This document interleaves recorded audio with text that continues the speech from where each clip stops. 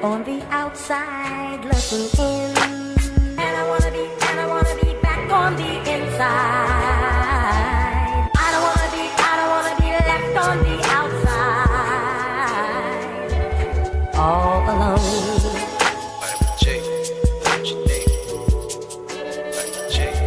All alone.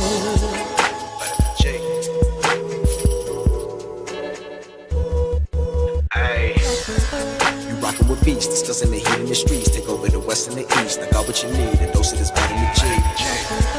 You rockin' with beats, discussing the heat in the streets. Take over the west and the east. I got what you need, a dose of this vitamin G.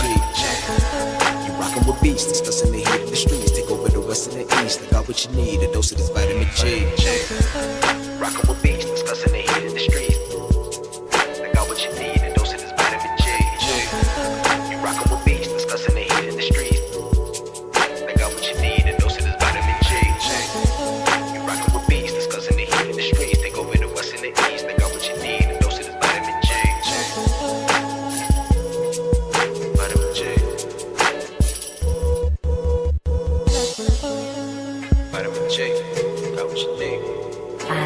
On the outside looking in, and I wanna be back on the inside.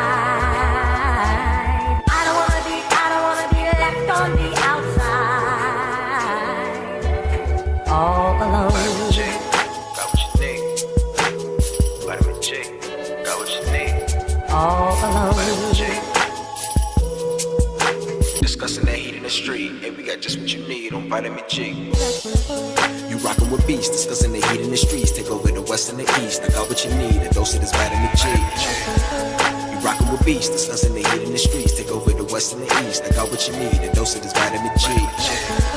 You rockin' with beats, discussing the heat in the streets. Take over the west and the east. I got what you need, a dose of this vitamin G.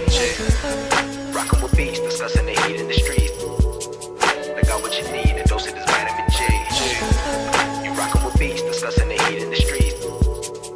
Got what you need, a dose of this vitamin G. You rockin' with beats, discussing the heat in the streets. Take over the west and the east. I got what you need, a dose of this vitamin G. Vitamin G. I'm on the outside looking in, and I wanna be back on the inside. I don't wanna be left on the outside, all alone.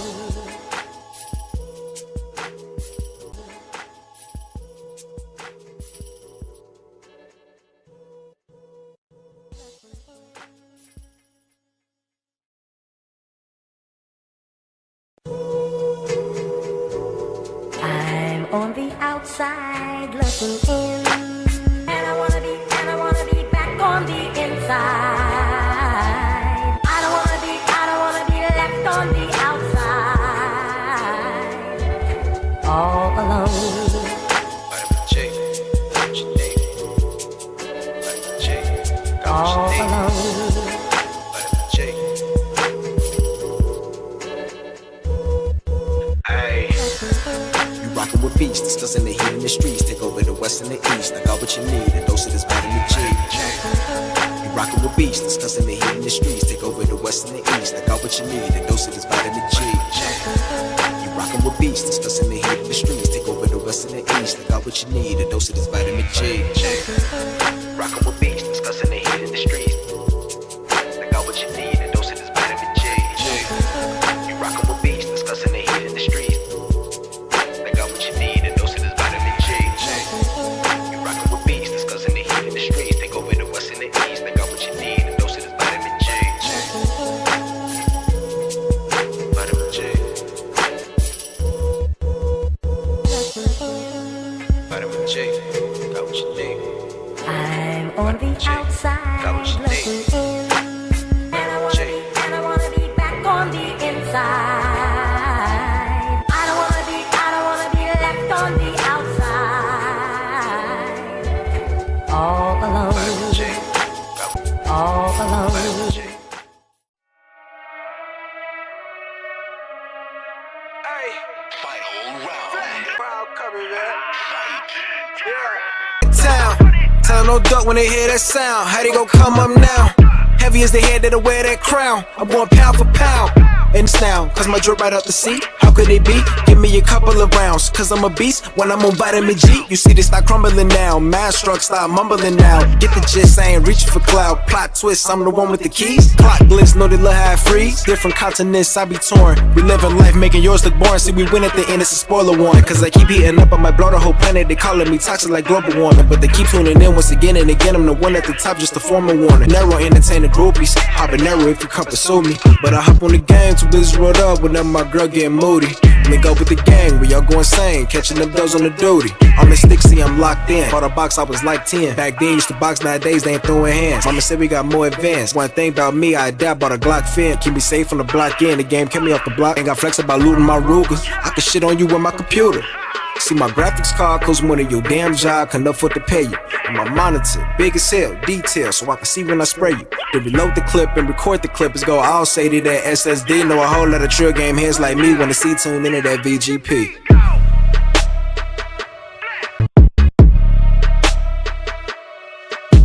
Take over the west and the east, and we got just what you need on vitamin G.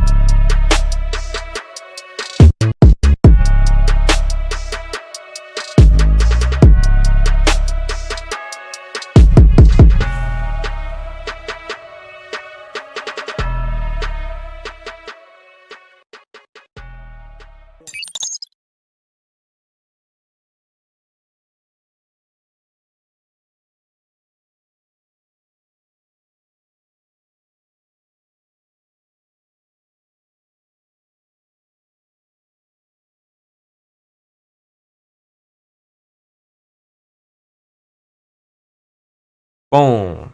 That should work now. How is everyone? Welcome to this week's episode of Vitamin G. I am your host, Pharaoh. And yeah, we're ready to rock out with a new episode. I think this is episode 219. I think we can hear you. It's showing on my OBS. Yep, we can hear you. Yeah. We can hear you. So you might be a little bit behind. But yeah, so new week. A lot has happened in the past week. We got one panel member back today. Let's see how many more may come into the fold. It'll be a surprise for all of us. But since he's been out for a couple weeks, Nappy, what you been up to? What you been playing? How's it going, everyone? So I have got sick somehow. Not COVID related, but apparently I'm pretty sure it was COVID, but it wasn't COVID. My voice was just a little weird, and that's why I kind of just stayed offline, didn't do any talking, paused all my reviews just because I was like, you know what, I'm not feeling well.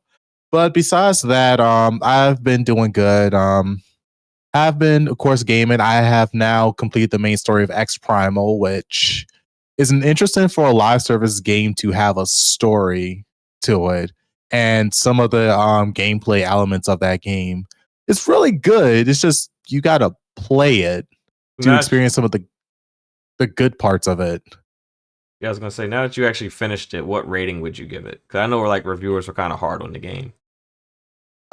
So I can understand why people are hard, because it's one of those games where it gives you all these appetizers before you get into the meat and potatoes of it. Yeah. The story is it's not crazy, it's not bad, but it's a decent story, so you understand why Leviathan's doing what it's doing. Everything else, I would give it honestly slightly above average, like a 6 out of 10. Okay. Slightly above average. That's kind of where it's not really a beg. That's kind of where it landed with reviewers anyway. It was in that 6 or 7ish range. Yeah, it's they're still planning on doing future content for it, so I'm still curious to see how they're going to do that, because some of the best parts of X Primal especially when they interrupt your matches and give you these surprise scenarios, is actually kind of like really cool and how they do it sometimes. Okay. But other than that, I still am behind on controller reviews again because of my sickness. The Apex Veda 3 controller I have to review, which is of course the Hall Effect stick controller for PC and Nintendo Switch, iOS, and Android.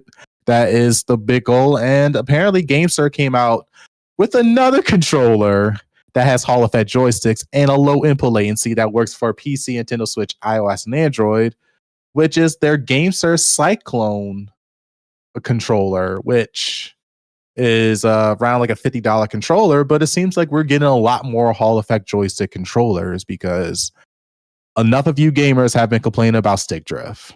And what is this? For PC, we got like 6 controllers now with Hall Effect joysticks. Nintendo Switch has 6.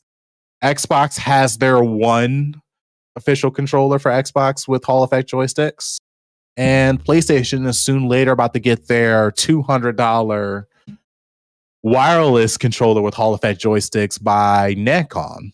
So everybody's about to get every single console is about to finally get them Hall Effect joysticks. But I mean, on the PlayStation side, though, you got to pay like spend $200, and the biggest turnoff. Not the PlayStation anymore. It's the PlayStation. We take the L out. Oh, PlayStation. Yeah, that's true.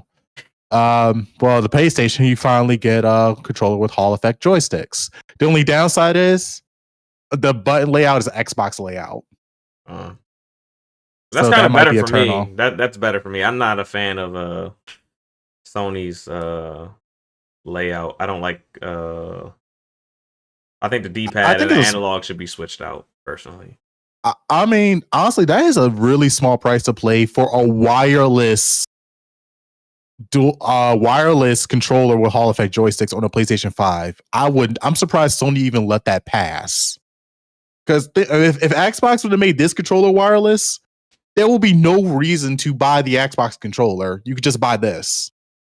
Well, I mean, marketing would be a thing that would keep you from buying it. Most gamers don't know about the benefits of Hall Effect joystick. I beg to differ. I mean, more people keep on shouting out. Like, people were shouting out to the moon about Xbox finally got their first official Hall Effect joystick controller. Well, you're surrounded by the hardcore community. You're not surrounded by like little Timmy and all of them that just are happy to have an Xbox controller and play, Get them third-party controllers from the bad ones from Walmart. Get them rock candies. Oh, yeah. Yeah. But that's pretty much about it. That's all I've been doing. Recovered from my sickness. Got some reviewing I got to do. So, and I'm here to support the channel as always. Okay. And our one panel member that we can always depend on to be generally on time. Zero, how you been? What you been up to? What's going on, everybody? I've been good, man. Not a lot of gaming, but only because I haven't really been in town. Past week I traveled off to New York City to go to New York Comic Con, which was an absolute blast. I had an absolutely wonderful time. If anybody can actually get out there, I highly recommend it. Admittedly, it's not much of a gaming place.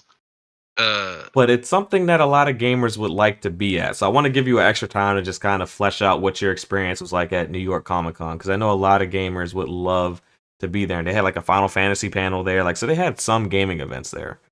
They did. So I'll talk about that when we get to that point.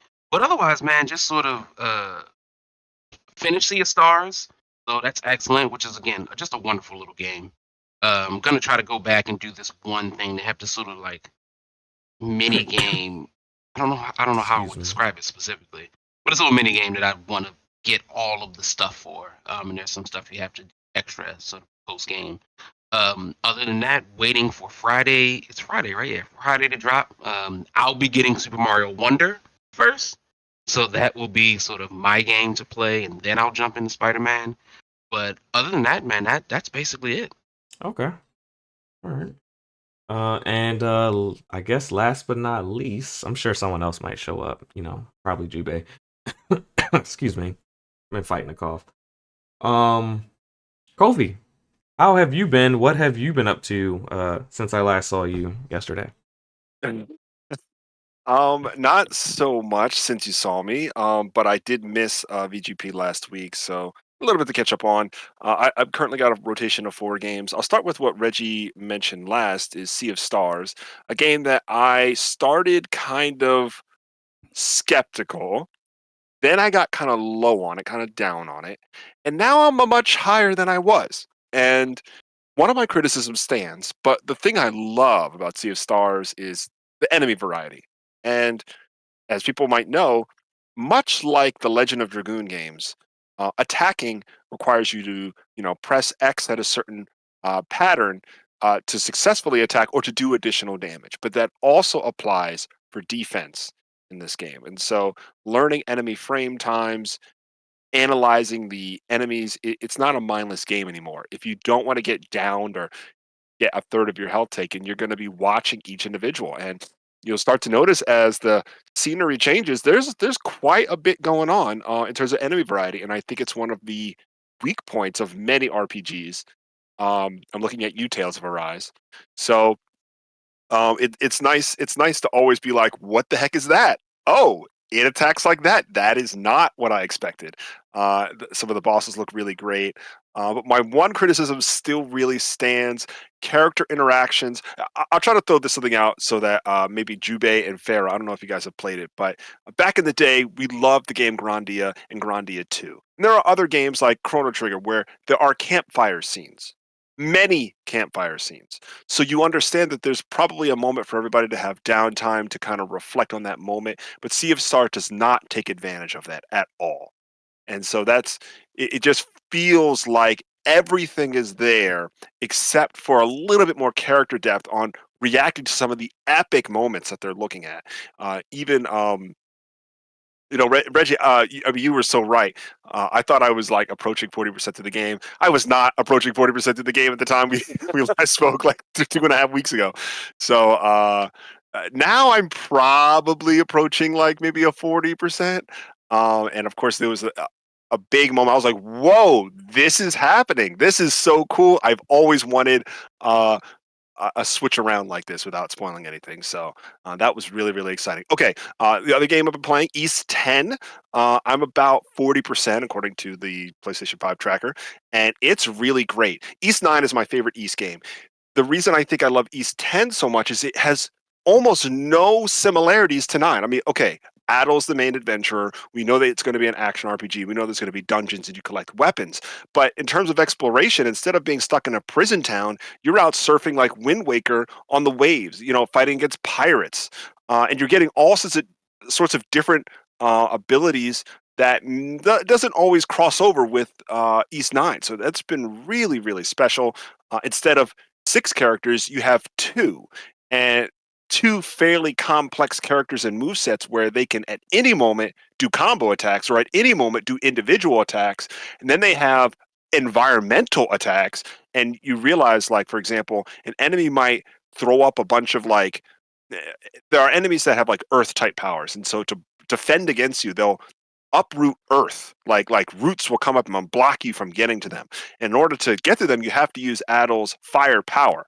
But it's not like a generic fire attack. It's a specific environmental attack. So it makes you're always switching gears. You're like, well, maybe I should counter or dodge, because those are 2 different things as well. Or should I watch out? Sorry about the sneeze. Watch out for. Sorry, I muted myself so I could sneeze. I lost my train of thought. So yeah, because you're cycling between combo attacks, individual attacks, and environmental types, you are always on the edge of your seat. The story is hype. It's based in like Vikings and exploration, so you're always out in the seas, seeing what you can discover. I got sunken by like a random rogue ship that was trying to fool me that it was like a bartering ship. So I went to go buy something, and they just like shot me and downed me. I'm like, it's really like rough out here, man. So that's really, really fun. So different from 9. And shout out to Falcom for just completely flipping. I feel like East 9 and 8 were more similar, and 10 is a bit of a departure in terms of the modern East games. Not that East hasn't changed. East has changed enormously since the 80s. So those are the two I've been playing. Oh yeah, I'm going through Spider-Man Remastered. Because I never played the remaster, and then But you play the oh original, right? yeah, but I played the original back in 2019.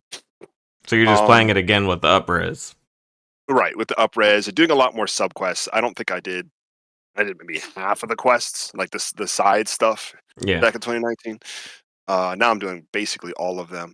And then I still have Remnant 2, Reggie, on the plate. I've done a lot. I don't know if I mentioned I got the platinum. Wait, what else is there to do? You platinumed it.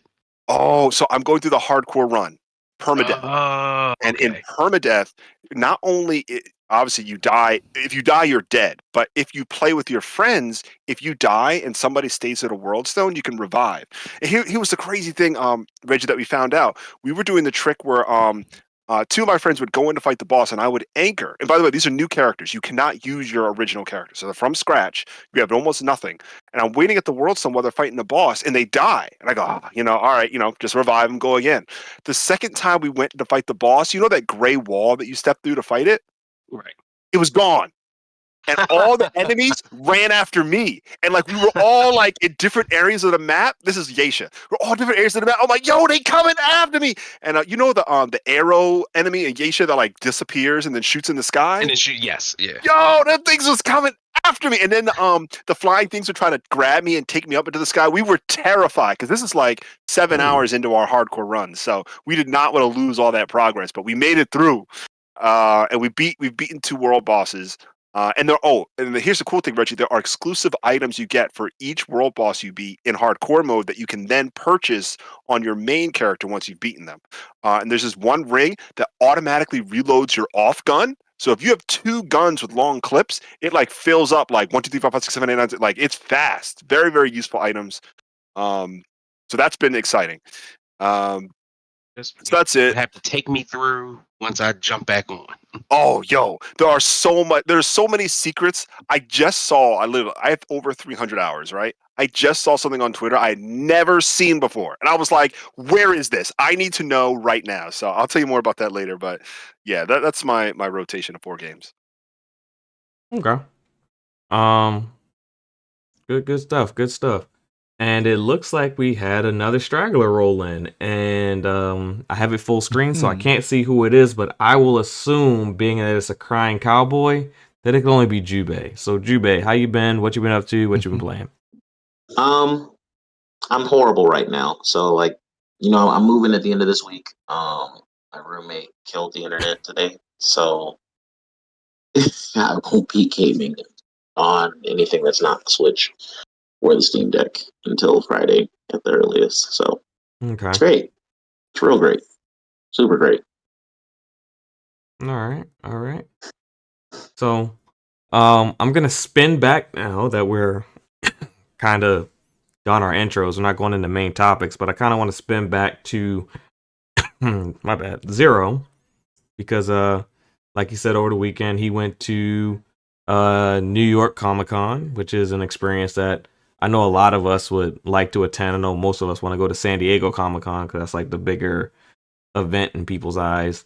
But I just want to get Zero's thoughts and perspective on the event, some things he enjoyed, and kind of like, let people kind of hear about that. Yeah, man. Like I highly recommend sort of New York Comic Con to anybody, particularly those of us on the East Coast. Like it's not terribly far if you're completely over here. It was an absolute blast. As I started to say, what took me by surprise was that it isn't a gaming convention. It is. You can tell this spawned out of specifically a comic convention just based on the sort of vendor alley that they had, the level of costumes that everyone had, and sort of cosplays that were going on. Not as many anime as there were movie, TV, comic. That isn't to say that I did not find there's a bunch of Anyas from Spy X Family. There were a bunch of Pokemon trainers. One really, really good one with like a life-size Ghastly, Haunter, and Vaporeon that like stood upright with him. But I'm very familiar with anime conventions, and so anime conventions now I understand are a bit different. Yeah, a lot different. Yeah, partially the star power is just different. If you're a comic book reader, the who's who was here. Your Scott Snyder's, your Jeff Johns, all of these folks who are responsible for Jason Aaron. All these folks are responsible. Oh, we lost you. Yeah, you might have bought it out. I don't think he Uh-oh. bought it out. I think, you know, His mic just died. yeah, like he got sniped. Can you hear me? Yep, we got you now. Oh, okay. Sorry about that. I don't know what happened. So a bunch of comic book folks, but of course, the biggest people here are sort of the celebrities. So the biggest celebrities being, I think, Chris Evans of Captain America fame, Ewan McGregor, Obi-Wan Kenobi, and Tom Hiddleston, of course, of Loki fame, and Mary Elizabeth Winstead, Ramona Flowers, and 10 Cloverfield Lane, I think, as well. But what's very funny is that, so I went and sat at the John Carpenter panel. Those who don't know, John Carpenter is the iconic creator of Michael Myers, the Halloween series, The Thing, They Live. He's one of the greater horror directors who ever exist, and science fiction as well.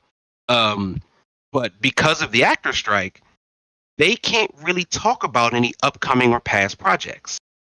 So Yeah, they just got past those strikes too. Just got past them, but the writers did. The actors still on their strike. Okay. Yeah.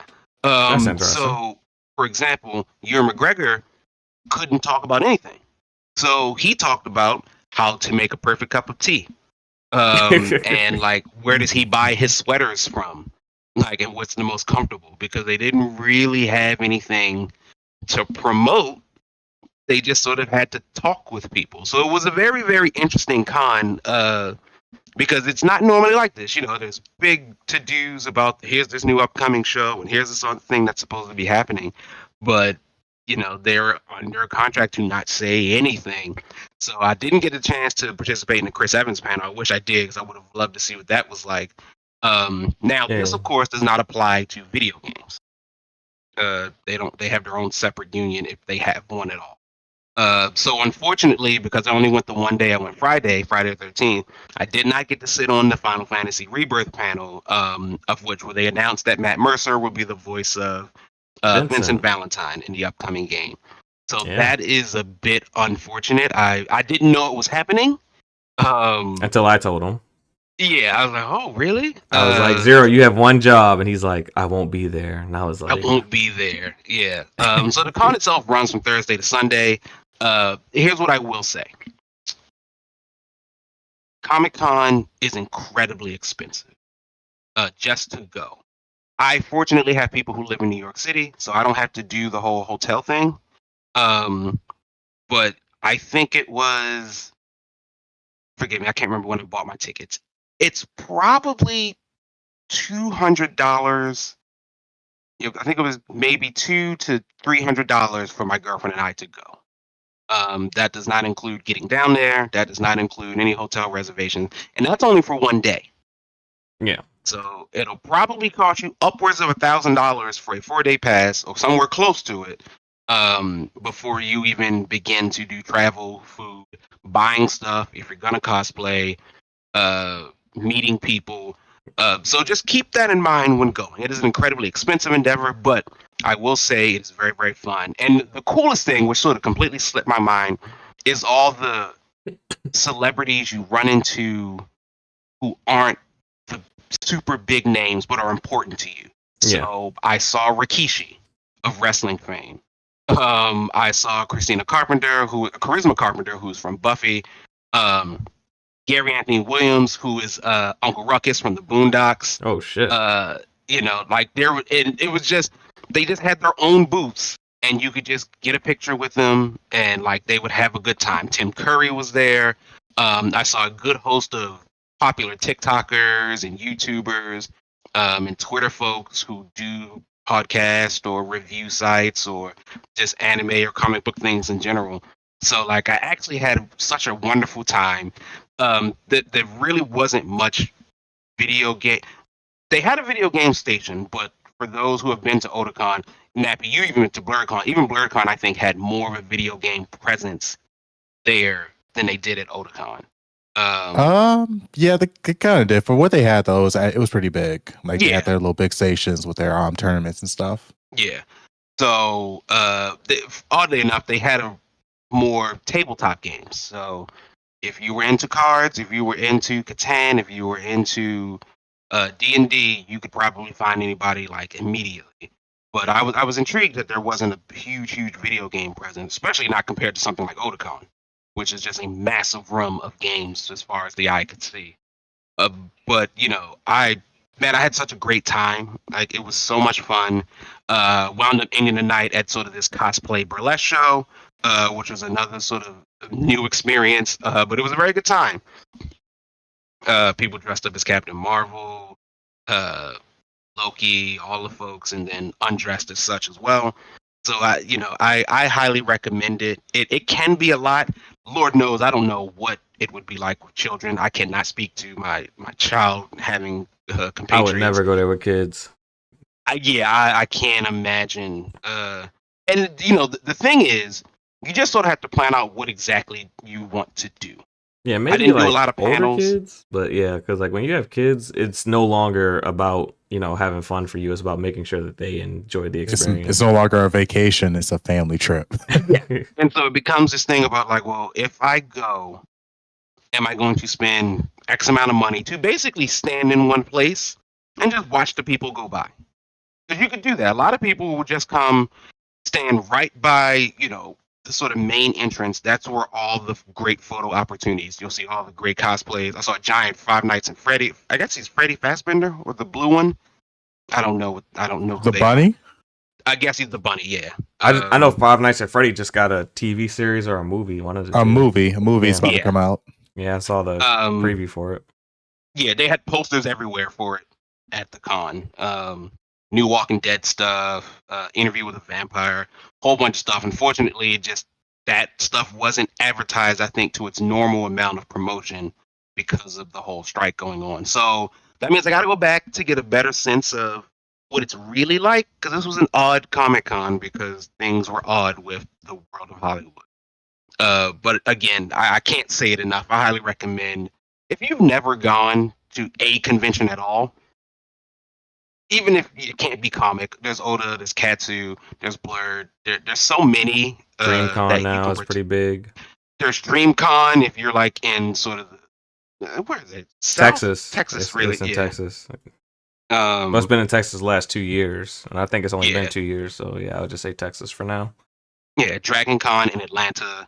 The Holy Mecca, which is of course San Diego Comic Con, which is next on my list. Just got to figure out how to get to San Diego.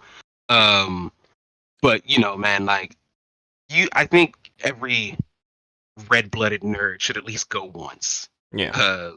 To enjoy the time, to like find like-minded folks, to like be with your tribe and your people, and just nerd out over the most insane and inane things. If you're a collector, there is stuff to find. If you're a seller, there's stuff to find. The only one thing I missed that I wish I really did, I didn't spend enough time in the artist alley. And the artist alley is where I'm used to artist alley being, for the most part, people who make their own work who sell it down there. This was kind of the same. However, it also was very big name people who have worked for DC and Marvel for the past 30 years, signing your work or creating custom works for you. And I missed that opportunity because it's not terribly expensive to get them to sign something. Yeah. So I could have had signings from some of my favorite comic book artists. But I won't go too much into it. Maybe next week I'll send you some photos where you can have them running for the show. Yeah, maybe. It was just such a good time, man. Like you guys gotta go. The weather held up nicely. It's just so much fun. Okay. Cool. Well, with that said, with him giving the rundown of his experience at New York Comic Con, I think we're just going to dive into the topics today. But before I do that, I want to give everyone an opportunity to go ahead and hit that like button and share this out to your social platforms or anyone you might think would be interested in kind of what we do. So I'll give you a second to do that, and then I will put the timestamp on as we dive into topic 1 of today. It's finally over. We don't have to talk about what ifs and regulation and none of that anymore. Microsoft finally owns Activision Blizzard King. They are all part of one joining body, and as a part of that, I believe Ubisoft has global rights outside of the EU for the distribution of cloud rights. Yep. So we saw this week that Ubisoft quickly made an announcement that their games would be on that Activision Blizzard games would be coming to Ubisoft Plus. So we saw that announcement, and we just saw Microsoft kind of give a vague announcement as far as we're gonna see what happens over the next couple months as far as the integration. They haven't promised anything regarding to Game Pass yet, or anything like that. I think Jez Corden of Windows Central has said that it's pretty likely that we'll get our first Game Pass drop of some Activision titles tomorrow on October the 17th. But yeah, it's really wait and see there. I am going to go to probably our most joyous member of this acquisition finally concluding. Jube, what are your thoughts on this deal finally going through, and now you can celebrate and do whatever it is Xbox people do on social media to annoy other people?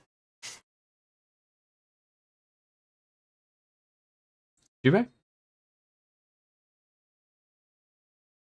Jube. I'm here. I told you my internet's garbage, but yeah, I'm happy we don't got to talk about it no more. I'm happy it's a thing. There's no hypotheticals. There's no more of this deal's dead. What I hope doesn't happen is because Ubisoft has these that all these other cloud services increase their prices. Could still very well. I'm sorry, you started botting a little bit. You hope Ubisoft doesn't what? The Ubisoft cloud rights? Increase. Like, it doesn't cause them to increase the prices for their stuff or for the cloud stuff. Well, Microsoft still owns it, so Microsoft sets the price that they're going to charge Ubisoft, and then Ubisoft has to charge those other outlets a premium. So they're going to pay. The outlets are naturally going to pay more for cloud distribution rights. Being that there's a middleman now. Yeah. But yeah, any other thoughts? I'm excited for the Game Pass integration, whenever that is. And I'm looking forward to what they do next. I do also believe the CMA is gonna get. I hope they get their due flack for all this bullshit. I mean, they said they were trying to protect consumers, right? But I guarantee you, with this Ubisoft thing, like all these other cloud providers are still gonna increase their prices because they can. I'm honestly just happy that it doesn't need to be talking, and we can kind of just. This transaction now gives Microsoft in the marketplace, just kind of opening the question. I don't want to lead you into that. Oh, huge. I mean, we gotta talk about the marketing rights. More than likely, never. It will not like they will never be on another place. I just think the allure of the potential franchises they can bring back, a new type. I don't think that's coming back, but Rock Band is rumored to be coming back. I mean, Guitar Hero. Yeah, Guitar Hero. It's my bad. As long as they do the peripherals right, so it's not a waste, then it's going to be fine. Like, the problem with them is that every peripherals for the gen that hopefully work next gen also, because you lose money on those peripherals. You know what I mean? Like, that was a money thing. That's why it's kind of why Guitar Hero kind of went away because of the money lost on peripherals and then just dropping a fucking new game every fucking year. I think they'll go to live service route instead of dropping a new game every year route. I mean, I hope so. I hope it's just Guitar Hero, the game, and they just add new songs. But my fear of that is they did the same thing with Guitar Hero Live. Yeah. And at some point, there was a bunch of songs in Guitar Hero Live, and then they went away because of. But you kind of want to get off your chest about this ABK acquisition, pass it on to the next. Letting you get it all out. No. Let me get it all out. I mean, I'm just I'm just happy. You know, it's cool. All Moving right. on. Anybody that said it wasn't gonna happen sucks. Sucks to suck. What are your thoughts on this thing finally coming to an end after 20 months? Um, it's all done. We don't have to talk about Activision Blizzard possibly being a thing anymore. It's Conversation about acquisitions, and then we could slowly transition into. Oh, go ahead. I said, yeah, I know we talked about that a lot. Like, Activision doesn't make a lot of games anymore. There was a time where they did, but they Yeah. pretty much just become a Call of Duty, like a super Call of Duty studio, like a bunch of studios that all work together towards making Call of Duty. But hopefully that changes. Yeah, exactly. Because I mean, Overwatch, that's half decade ago, more than a half decade. So, and not just Overwatch 1 back, maybe some of those old rules that they had in Overwatch 1. I was talking to my buddy. He said that a lot of the classes were kind of moved between like the type of character that they were, right? That Okay. like tanky characters. Well, there are more tank characters. The game is not the game I, originally thought was amazing. Anyway, it's a long time ago, so we'll see if good things come out of it. I mean, the only other thoughts is Xbox Studios will be a long-term process. It's not going to be overnight. It's not going to be. I think it's going to be like the rest of the gen is getting all of these studios to kind of have the same success, and not necessarily that they're failing, but more like the same battle rhythm. Xbox, it'll they won't be under. So Yeah. we'll see how they do. Yeah, they'll definitely things are definitely gonna change over there. We just gotta wait and see what those changes are. Um I can't believe that Microsoft purchased them for them to just keep making Call of Duty the way that they have been. I think they have a little bit more ambitious plans towards whatever they plan on doing with that publishing arm at that scale. Um yeah, but I'm gonna feel like we talked about this a little bit last week, but Nappy wasn't part of the cast, neither was Kofi. So I'm gonna bounce off to Nappy and just kind of get a fresh perspective on this acquisition finally closing and get his thoughts and reaction. The insane takes about how Microsoft takes advantage of the Activision or ABK deal. I'm pretty sure that Call of Duty is going to be coming to Game Pass, which makes me not want to get Modern Warfare 3, which I'm probably can just sit out. I don't think wait. Modern Warfare 3 is coming to Game Pass, not at launch. Well, at least not at launch, because I mean, let's face. Well, it's one of your other topics, but soon. Yeah, but he's a ZeniMax employee, so. Yeah, but also the fact of the matter is that the one thing that this case has shown to me was all the that have came to light because of this case. Yes, and I can honestly say that there has been a lot of these, because honestly, all the companies do it. It's just all the companies would do it if they could, Yeah, I'm just glad that it's over. All the behind the scenes stuff I learned about how they do business, how they do advertisement. It's really big. It's a really big thing, especially advertisement. I did not know companies spend a lot of money for them, and the exclusivities and stuff it was crazy. But again, I'm glad it's over. Let's see what. So, all right. And last but not least, I'm gonna get our buddy Zero's perspective now that this thing has finally closed. Man, run me those games. Let's go. Let's get it done. All right. Well, I'm gonna say I am glad to see that they do have an exit plan for Bobby Kotick. He'll be leaving at the end of the year. December 31st will be his last day. And I'm gonna bounce off of what Kofi said. As far as it's not to hear about this acquisition anymore, because this isn't done by a long shot. We just heard about Disney. People inside of Disney are pushing for them to maybe get into post this. So I think the one thing that we're gonna see is that this generation acquiring as much as they can to set themselves up there will become less and less important. And the strength of play that we're starting to see here, as far as why they're trying to buy up all this content for their streaming services and for their stores.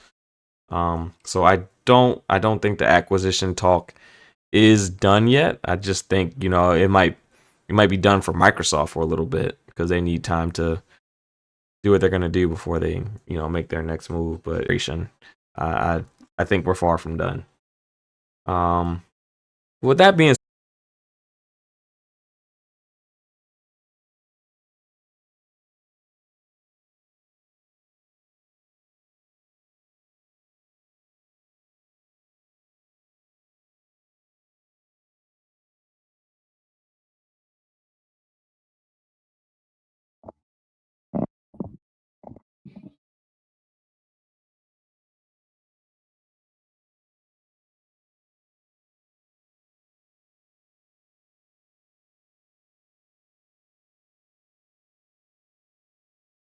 I think it's 2018. First one got a 2018 is the first one. 2020 I'm sorry. is Miles Morales. Somehow I got muted. I'm sorry. I don't know how that happened. But I was saying that jumping into this topic, which is Spider-Man 2, that it opened up with a 91 Metacritic, and I believe that it is the highest score of the three since it released in 2019. And 2018 is when it came out? We could hear you, but I guess you couldn't heir us. No, my OBS his live stream couldn't hear him. Yeah, my OBS went out for some reason. Okay. So sorry about that, guys.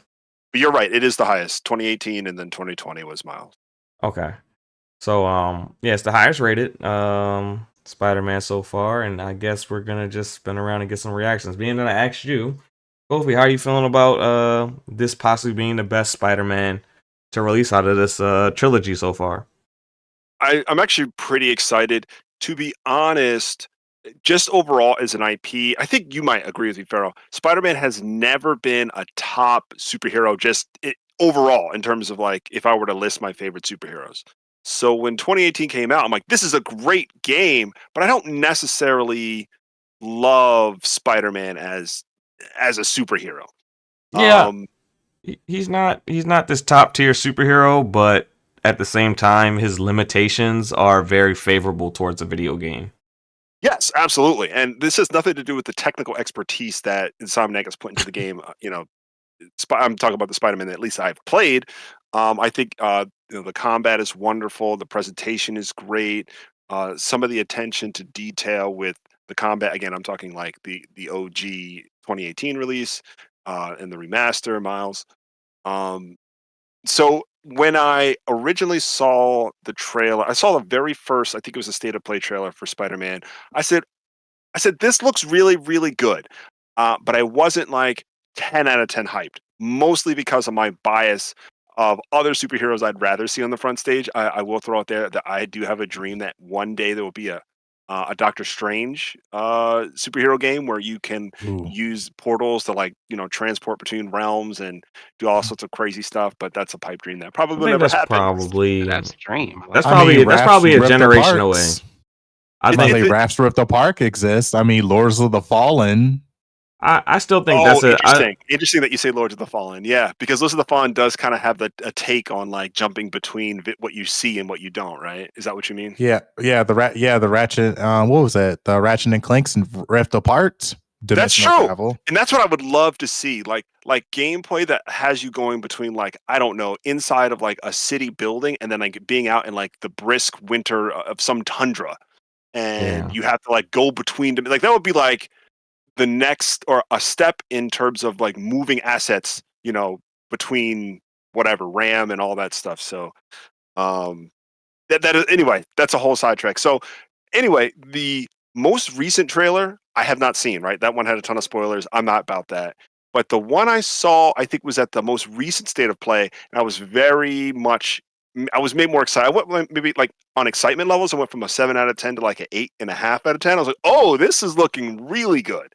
And one of the things that makes me most excited, and this might be a completely misjudgment on my part, but I remember seeing that Miles noticed that Peter was kind of under the influence of the symbiote or whatever Venom is going to be made of in the storyline. And I like that there might be tension between them, and it might end up them being against each other, at least for some part of the storyline. I always thought that heroes that clash bring a level of groundedness if it's well written. And I always think of Captain America, the movie, Civil War from the Marvel universe. I know people might love or not love that movie, but what I remember is people debating for Iron Man or debating for Captain America. And in my opinion, that's good writing because people had legitimate reasons to agree with either side. And so if there's tension like that between Peter and Miles, I think that could be really, really interesting dynamic. But maybe none of that happens. But I just find that really, really interesting. So The possibility of pretty it excited. is enough. Yeah. So yeah, pretty excited. Okay. That's fair. That's fair. Um, yeah. I'm gonna spin it over to. Let's see. I'm gonna spin it over to Nappy. Yeah, Nappy. What are your thoughts on Spider-Man? I know you're gonna wait for it to come out on PC and yada yada yada. Yeah. That's true. I am going to wait for it to come out on PC, but overall, like looking at some of the previews, some of the gameplays, and listening to some of the reviews, first off, I have to say the game is visually great. Some people may say that, oh, they didn't upscale the technology, they didn't take advantage of the upscale technology to make the game look better, and it kind of looks similar to the remaster version of Spider-Man, which to me is honestly a plus because the game already looked great to me. Yeah, it looks good. There was no, and instead of them focusing on like trying to make it even look more realistic and more stuff, instead they took that extra resources of the PS5 and made it where they gave it more denser cities, allow for more functionality, allow to add more assets into the game, and to more not quick time events, but like these cool scenarios. You get to see them more often because of the new PlayStation 5, the PlayStation 5 hardware.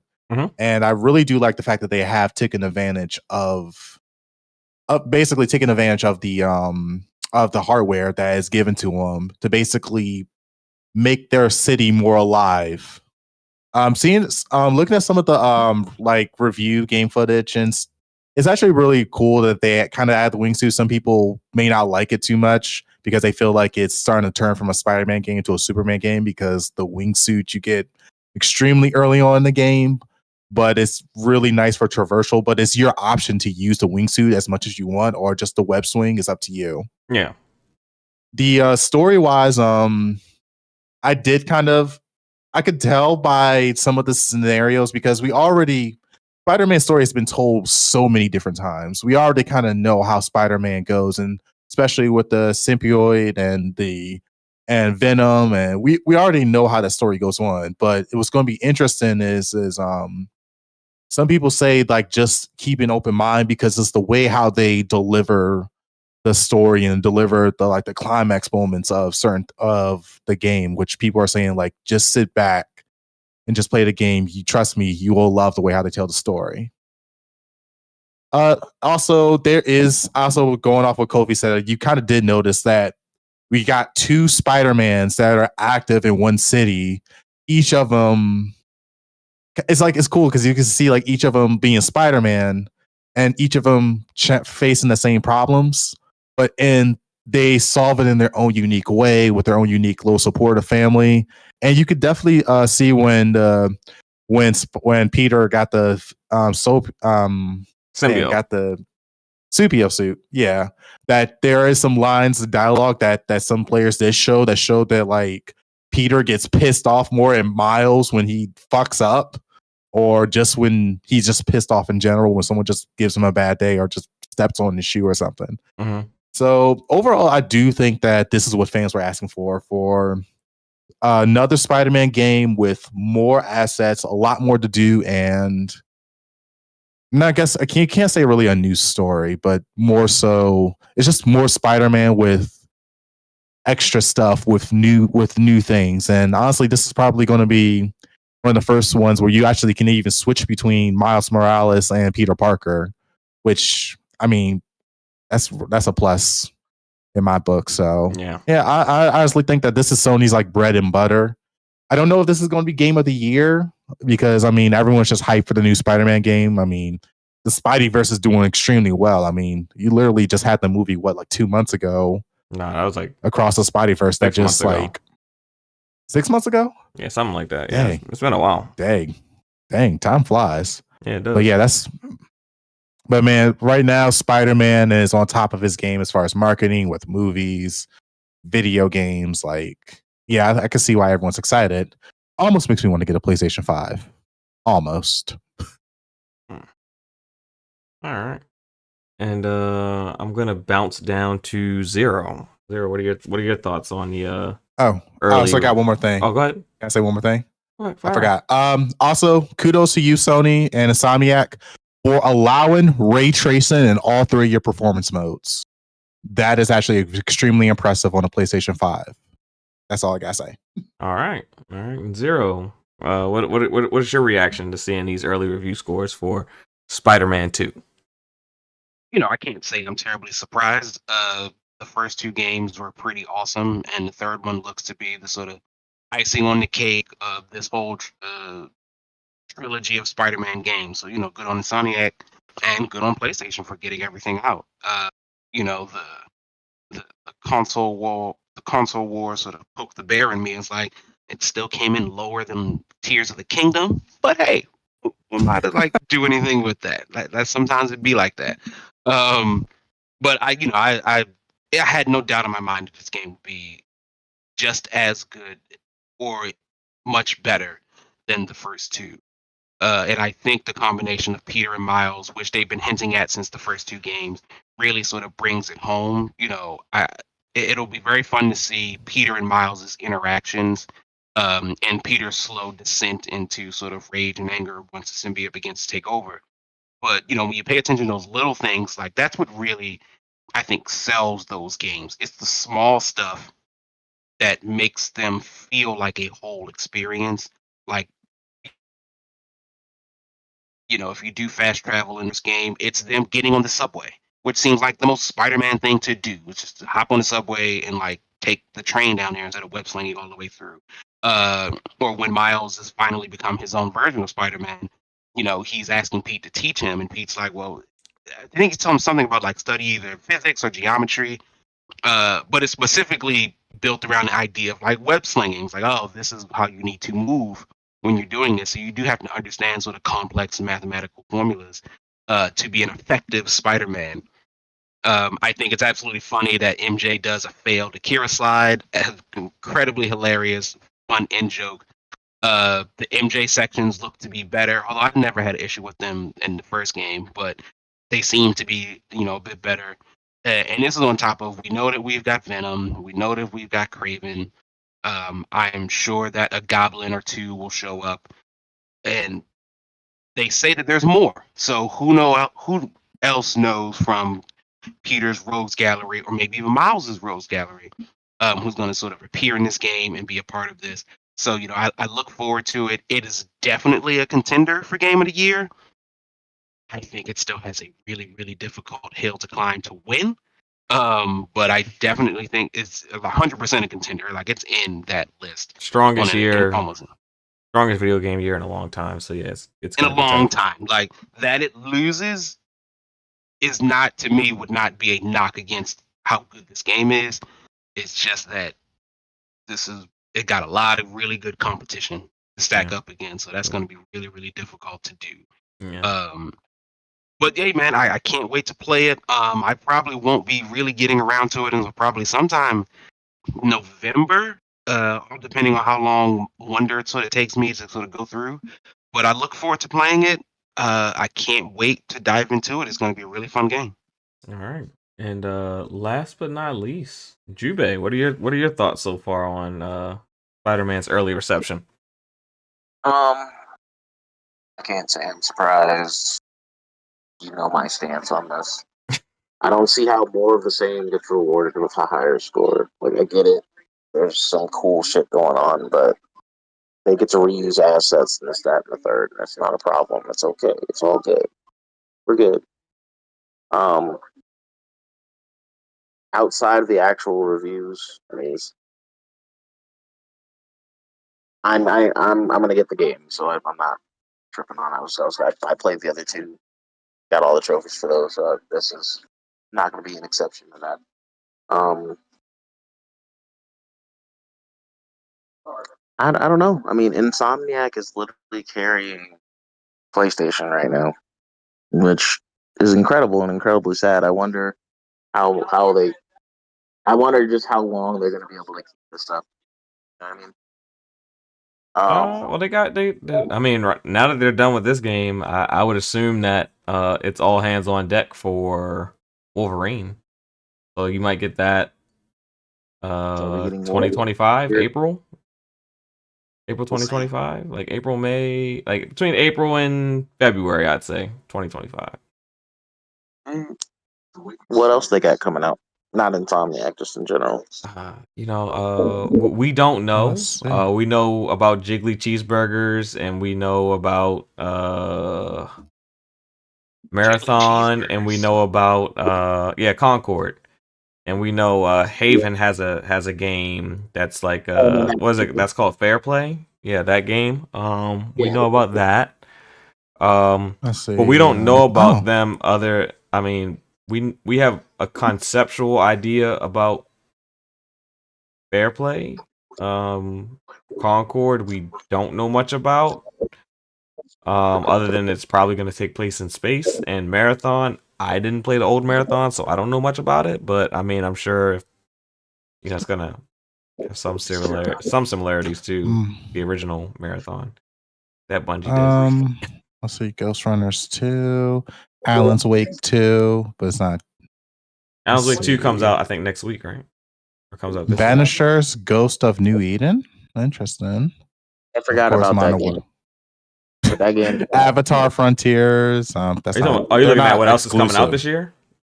Or Yeah, you they're not looking at- exclusives. Are you talking about PlayStation coming out this year? Yeah, these I all think games are coming to PlayStation. Oh, but I they're not think exclusives, I think but the they're only coming out. the only game that you can count on being exclusive right now is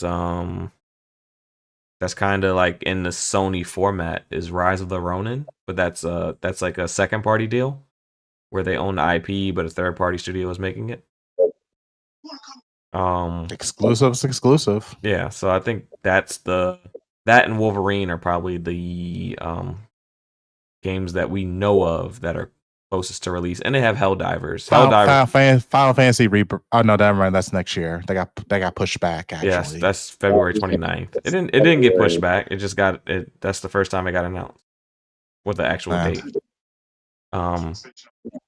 So yeah, so that's what they have. Now for me, I saw the reviews. I am a Spider-Man fan, but I'm kind of a jaded Spider-Man fan because it just it's been ramrodded down my throat my entire life. Like I've seen the not Peter Parker, the Tobey Maguire trilogy. I've seen the Andrew Garfield. I think he only got 2 films. Now I'm on the little guy. I can't think of his name right now. We're on his trilogy. And Tom. Yeah, Tom Holland. And I played a lot of Spider-Man video games growing up. I mean, a lot of Spider-Man video games. All the way back from, the Sega Nintendo days, all the way through PlayStation and the ones that came on that were multi-plat with Activision. I played a lot of Spider-Man games. Do I think that this game is a 91? And in my eyes, it probably won't be. I think it'll still be a very, very good game. Insomniac does a lot of great work. For me, this story would have to be over the top and give me something that I haven't really seen from the Spider-Man franchise. For it to really crystallize as that 90 for me.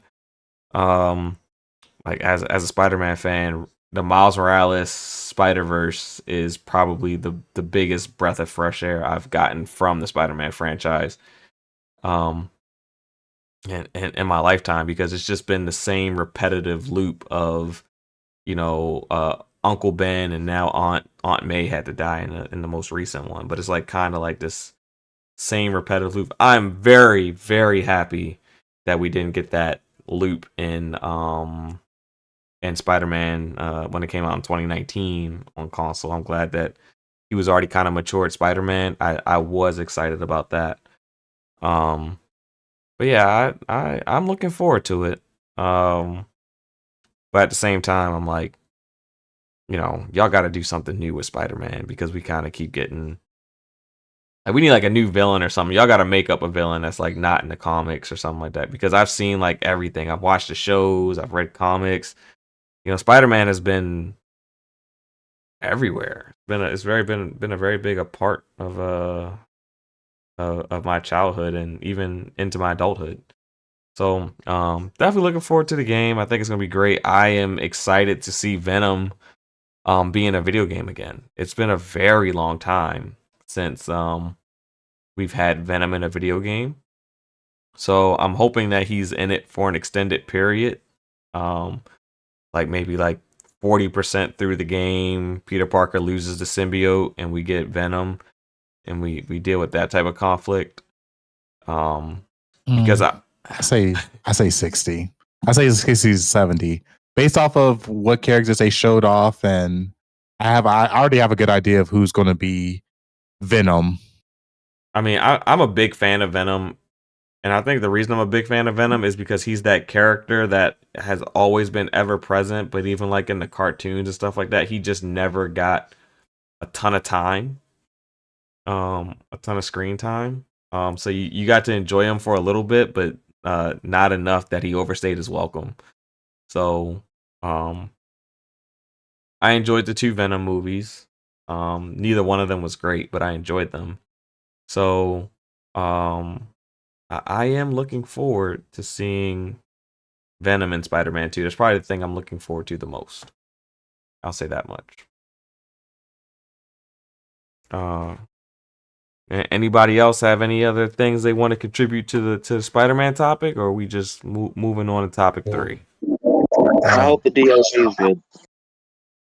Well, we already know DLC is coming, and that's kind of why I'm probably not getting it day one. I'll probably wait until the DLCs drop and then just play the complete game. But yeah. Pete Hines has announced that he is stepping down from his role at ZeniMax. Pretty much second in command there. He was like VP of like marketing and communications. So to me, I thought it was. Yeah, he came a long way. Yeah, so he's been with the company for, I believe, either 24 or 26 years. I know it's an even number. 24. Yeah, 24 years. So he's been there like pretty much since the company's inception. So, congrats to him on moving on and living a much more relaxing life, hopefully. Me personally, I don't believe that I think I don't think he was forced out, but I do think his retirement is just due to a difference of minds between the direction that Xbox is going and how he is used to ZeniMax operating, just based on his reaction to Starfield becoming exclusive and apologizing for that, and then post the acquisition of Activision Blizzard being announced, him being upset about them announcing early on that they weren't planning to keep all of Activision Blizzard's titles exclusive, and he sent the email saying, why can't we kind of operate the same way that Activision Blizzard is going to operate? So I do think there's a difference of the minds that kind of led to it. But all in all, I think he chose what was best for him. And I wish him the best. And with that being said, I am going to throw it first to the Xbox guy, Jubei. What are your thoughts on this situation? I mean, 24 years is a long fucking time. Yeah. It's like, what else does he have to accomplish? You know what I mean? He was there for Skyrim. Obviously, he was there for Starfield. Like, when you're at the top, like, what do you do? Yep. Yeah, he has done everything. He has done it. Like, what else do you have to accomplish? Like, go home and be a family man, bro. I don't think he's gonna go Um, home and be a family man. I think he will still be present in the gaming industry. I don't know if he's gonna be present in the same, type of role that is as significant. But I don't think he's just gonna disappear from gaming. I think he still has some years that he wants to give to gaming. Hey, started on any company. I mean, hey. I don't know maybe. about I that, mean, but my thing with him is I hope people aren't being like, oh yeah, he was forced out. Like, yeah, the emails that came out during the trial shit. no, I don't think he was forced suck. out. But I do think But, like, that differences of opinion kind of led to like made the decision to leave easier. yeah, that makes sense. That makes sense. This is like, I mean, maybe it's a good thing. Like, Yeah. he's been absolutely amazing in his role there, Yeah. and now it's time for something new. Just like I don't think Tango GameWorks is any worse just because Shinji is partially retired. Yeah, he's back on the market. He's a free agent. Exactly, but But he like doesn't like to stay anywhere, and then when the company gets too big, he likes to leave. So that's typically his pattern.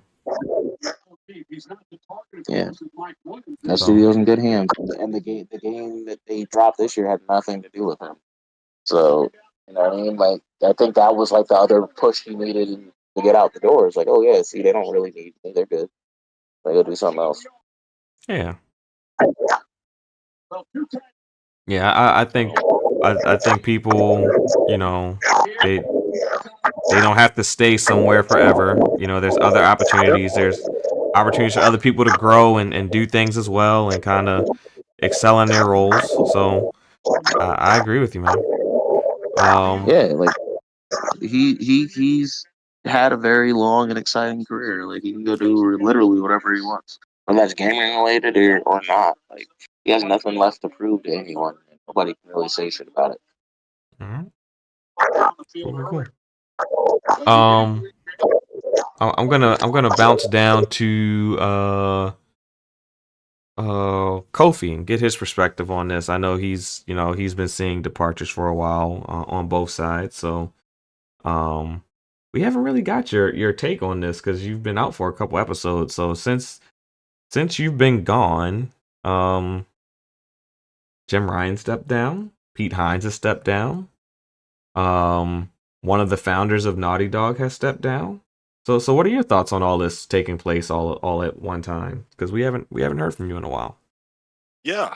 I think I do try to use my past knowledge of departures like Shinji Mikami from Capcom, or I think of the original departure of oh gosh, getting his name. He also left Capcom. Um and he went on to make I mean he made Devil May Cry the first one. What is his name again? Oh my god, I'm forgetting his name. And he did some work with Platinum Games. Um but the reason I Oh, mentioned them is I know what you're talking about. I can't yeah, remember you his know name what I'm either. talking Sorry. about. Starts with a K. Anyway, I think that those departures, though they were younger, so they still had, I think, hunger to create much more media, can be a really positive thing. Whether they end up just being a consultant or having kind of like a social presence that gives insight to things. I really liked, for example, when Sean Layden went on the What's Up PlayStation podcast and just dropped some nuggets of knowledge, like, hey, this is what I think about the future of gaming. And this is, at the time, it was before the PlayStation 5 had come out for his nuggets. Jack Trenton even had did some interviews that kind of lit up what he thought about Xbox. At the time, he thought that he wasn't sure about the Game Pass model. It didn't exist yet, but he thought that Xbox and PlayStation would be much closer in terms of revenue and success when he had dropped his thoughts. So getting that type of insight from Kamiya, who's I Yeah. was thinking he's the one who did Devil May Cry and worked on Platinum Games, and he's still working on a bunch of other stuff. But now he is a free agent. Well, he will be a free agent in a year, technically, right? Like he has Yeah. some sort of NDA or some sort of thing where he can't work in the industry for a year. Like no compete clause. And no complete pause. Thank you. Yeah. No Pete. so because of those people who I really do look up to them, despite maybe some of the weird things they do. Like I'm thinking of Kami on Twitter and how he's just like just ready to fight at every tweet. Um, I hope that people who leave Naughty Dog or Pete Hines, if he does want to do something else creative, that it can kind of reinvigorate um, a new set of developers to go in some direction that might change the industry. It might change it at a level that's just in the indie scene. It might change it in from an engine perspective. Like, oh, I always wanted a game that did this, but I never had the engine available to me. I'd love to contribute to, I don't know, the gaming community in this unique way, like using an engine that's maybe not very popular to do something unique. I think that would be really cool. Um, Seeing things like that would be exciting. So um, maybe this will be a good thing. Even the departure from the guys who made Siren and Gravity Rush. We know that they two of those members from Gravity Rush went on to make Bokeh Studio. We know they're making a horror game. Maybe that horror game will be something really kind of cool, and maybe it'll have a kind of pop that the horror industry doesn't really need a pop right now, at least in the AAA space. But maybe on other levels, there's some sort of innovation we could see. So that'll be cool. I don't necessarily see it as a negative um, at all. And speaking for Jim Ryan, since he's like one of the higher ups, um, I'll say it again. I'll say it before. I never really liked Jim Ryan, but I respect him because he did have a vision. He Whoa. stuck to it. When I said I didn't like Jim Ryan, you was like coming at me. Now you don't like him? Oh yes. Well, my emotional response to Jim Ryan is the same as I think the narrative that's kind of spun up on Twitter, but I do kind of resonate with that. Is that some of the focus on Japan wasn't there, at least for what I would want to do. Mhm. I was asked on a different podcast, like, what would I do if I was in Jim Ryan's space? And I was very biased and selfish about it. But I'll throw this out. This is tinfoil hat on, by the way. I felt like because Jim Ryan is from Europe, he gave a lot of studios in Europe either a new opportunity, for example, like the guys from Studio Liverpool who originally worked on Wipeout. A lot of those guys are actually the leadership at Firesprite. Or, for example, Media Molecule hasn't exactly been a huge financial success in the last 10 years, but they were hiring people even after the release of their creation game. That's just got me. I'm just thinking about too many things right now. What is it called? I cannot remember their game. Anyway, Media Molecule's 2019 IP where you create anything in your world. Yeah. So Dreams. and You're talking about Dreams. yeah, I'm sorry, Dreams. And so the entire there are many examples of European studios being given new opportunities. Housemarque is another one that they ended up getting acquired and giving basically a new IP to explore what Well, their potential would be. So I like that. I'm not saying I'm against Europe. I think every region has had its heyday, right? Japan started off really strong, doing a lot of like third party partnerships, like Legend of Legaia, and I mean, there's a ton of them, whether it's through Square Enix in parts, or if it's in house like Dragoon, and then of course the Americas. We got to see Sucker Punch break out, we got to see Santa Monica break out, Naughty Dog break out. San Mateo, Santa, not San Mateo, but there's another American studio. Well, of course, Insomniac as of late. So for Europe to finally kind of get some shine, I felt like that was very appropriate. But I would not have let several Japanese IPs not get used, or I yeah. wouldn't. It's just me selfishly. I'll just name some examples because I feel like I should name some concrete things. If I literally had control over some scenarios to try some things, I would take beloved IPs that are still successful in Japan on PlayStation 5, but haven't really changed. The number one IP that I think would be great in this space is kind of in the vein of Monster Hunter. And the reason I think of Monster Hunter is because between the Monster Hunter Third or Fourth Ultimate on the 3DS and World, there was a complete engine change. It was completely revamped, but it still had the soul of what made Monster Hunter so great, and it became one of the best-selling IPs at Capcom ever. That one title, because of to me, in my opinion, because of the engine rehash, the beautiful graphics, the nostalgia of most of what you always wanted with Monster Hunter was back. I would do the same thing for Earth Defense Force. So to give some history, last October, Earth Defense Force 6 came out on PlayStation in Japan. It's one of the best-selling exclusive titles on PlayStation 5 at launch. Sold like 80,000 in 1 week. I know that doesn't sound high, but that's extremely high for PlayStation 5 in Japan a year ago. So take away all the units that have sold between October 2022 and now. Which is just like, wow, Earth Defense Force is really still popular. I would literally go to D3, who's the publisher in Japan, and say, I want this title not to look like the exact same title from PS3. Do the same concept of revamping the engine, bring everybody together. And the reason why I think it would work is it's an online co-op, tons of missions, tons of variety of who you're fighting. Of course, you're killing like different types of aliens. And I think it would look something like Arc Raiders. I don't know if you guys have seen, like, there's this trailer that came out like 2 years ago where you're basically killing aliens that invade. I'm like, that's a Western version with pretty graphics of Earth Defense Force. I would literally do that. I think the co-op scene would really resonate with that, and have all the bells and whistles that an improvement like Monster Hunter World had over Monster Hunter 4U. It's things like that I think, and then Earth Defense Force is the best seller in the West. So it works in both regions, but it's a Japanese-centric game, and it would have all the weird, things that they've been doing for like the game's like it's like a 35-year-old franchise. So that's really cool stuff, in my opinion. But of course, it wasn't like that. So anyway, I'll stop ranting about that because it's a whole different direction. But I don't think it's that big of a deal. Staying as president at PlayStation, the longest duration was Ken Kutaragi, and that's a long time ago. That's like up until 2006. So whether it's Kazuo Hirai or Jack Trenton or Sean Layden, they don't usually stay that long. We know it's probably not fun flying between like 3 different regions all the time, figuring out, or Shuhei Yoshida. So that's my 2 cents. Yeah. Yeah, I would say it's all that when in regards to Jim specifically, even though it's about Pete Hines. But Jim, I think most of his work took place in Europe, and being that he was out of all the CEOs, he was probably the most business oriented out of them all, not really having much of a gaming background.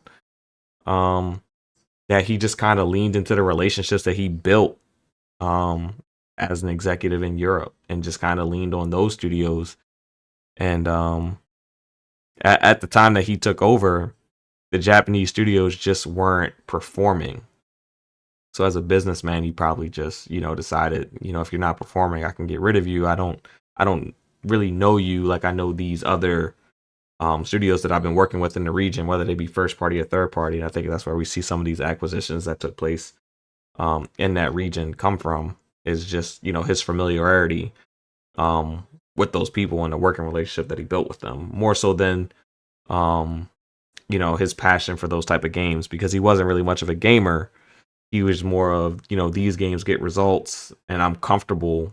I have a working relationship with these people more so than I probably do with people in other regions, because he was a regional executive. He didn't really deal with people in Japan or even in the US that much until he actually became CEO of PlayStation.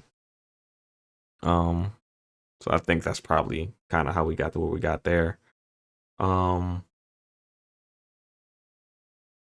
what are your thoughts on Pete Hines dropping out? And I'll pose the same question that I posed to Kofi, being that you have missed a couple episodes and we've had a bunch of people leave. What are your thoughts just in general on a lot of these high level people leaving in this season, from the Naughty Dog founder, one of the founders leaving, not Neil Druckmann, but the other founder. I can't think of his name right now. Then you got Pete Hines and Jim Ryan as some of the notable names that have left recently. I will say Pete Hines' retirement overall, I think I mean, it's really hard. The guy working at a company for 2 decades, like, definitely was around for the Fallout and, of course, Elder Scrolls series. I mean, hey man, you did a good job, well done. thank you for all the work you've done, and you probably deserve to retire. I was listening to what you guys were saying about you guys think that as Pete has been vocal about not liking the exclusivity and of APK deal, and also real saying talking about how Starfield's going to be an exclusive, but he was kind of against that. I mean, yeah, his viewpoints probably helped him push a little bit, but I mean, ultimately, I can say like 24 hours. That's like what, like a 24 quarter years. of your like You said 24. You said 24 hours. I said 24 years. I mean, I know not what you meant. 24 hours. I know what you meant. I know what you meant. My 24 years of like being like what CEO or vice CEO of like communications and Marketing, Bethesda. It's I mean it's just yeah, man, I'll be tired too. I ain't gonna lie to you. Like I think that's some with for him it's like he definitely put the work in. He clearly had a passion, and I think he's just ready to he's ready to step out. He's ready to enjoy life, relax a little bit. I mean, pretty sure he made a good income doing this. I mean, relax. Yeah. Say, be a family man. It's not really Yeah. much to say. About some of the other ones, about the other retirements, like the head of place Sony leaving. I'm not sure if because I mean, of course, my little conspiracy, like console war things kind of kicking in as Sony has been making a lot of questionable decisions, increasing the prices. That recent handheld product that just doesn't need to exist. To be honest, I mean, you've seen all these people leave, but honestly, like I think this is like going to be a time now where you see all these like all the CEOs and all the top people leaving. That now this can bring new fresh blood, like new, younger, fresh mind people with great ideas that can now come in and fill in these roles and take these companies to either greatness or to take them to a straight road of chaos and destruction. I mean, it could be musical chairs. You never know. Jim Ryan could end up being CEO of Activision. Bobby Kotick could end up being CEO of PlayStation. Pete Hines could go and take the guy's position at Naughty Dog, and the Naughty Dog guy can go over to Bethesda. It could just be musical chairs for all we know. I mean, it could be. I mean, this could be. It'll be in a way. It'll be a fresh start for each and every one of them. I mean, similar fields, just just different companies. I mean, who knows? But all I gotta say is, Pete Hines. I mean, 24 years. I will retire too. Like, geez, man, Yeah, 24 years at one company. 24 years when you get to make that type of salary. Yeah, I mean, I can understand where retiring could be very enticing. Yeah, I don't blame him. Because you're still relatively young. I mean, I'm sure he's like what in his 50s, so I mean, early 50s, late 40s. So if he's in his 50s, I mean, that's a good damn to retire in your 50s, man. You know how lucky you are. Yeah, that's what I'm saying. It's a lot of people can't. A lot of people can't say that. Yeah, so I mean, I can understand that. Oh yeah, 54 to be exact. 1969, July 19th.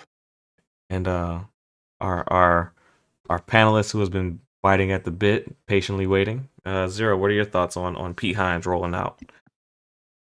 I think a lot of it is actually covered. Navi did a good job sort of echoing my sentiments and my thoughts. First and foremost, job well done. Go rest, go home, be a family man, as everybody else said.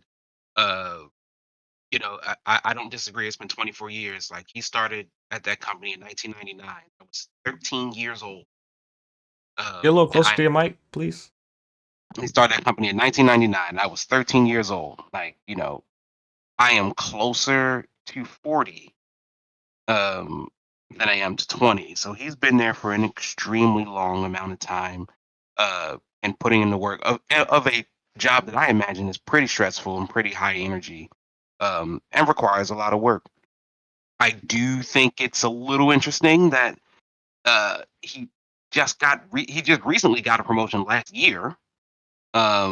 So he was head of global he's head of global publishing. That's what he's retiring from.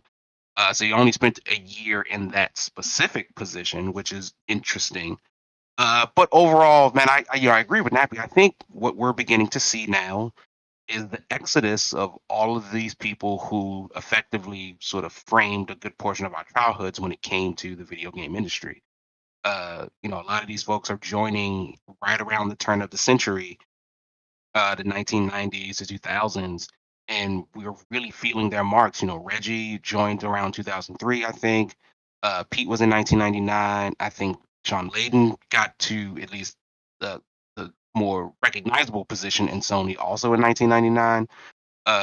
These folks have been doing this for a very long time, to however you want to define their levels of success or non-success, but they've been in this game, and all of the companies that have been surrounded by them have been successful under their leadership.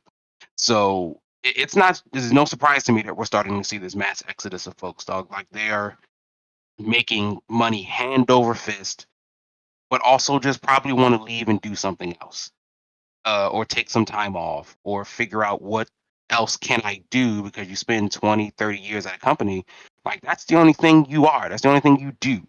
So what are the things that you do in your free time outside of your family? Like, what are your hobbies? What are your interests? What have you always wanted to do that, like, you just didn't have the time to do because of your career? So, Godspeed and good luck to all of them, because I think it won't be the last we hear of them. I'm sure they'll serve as consultants or do any other type of work for companies as needed.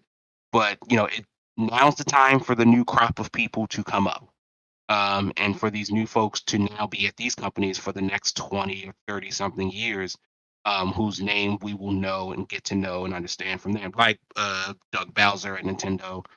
It wouldn't surprise me if Phil isn't too long out as well. Like, I wouldn't be surprised in the next couple of years or so. Feels like I also will be retiring from all of this. Like, he's been in the game quite a long time as well.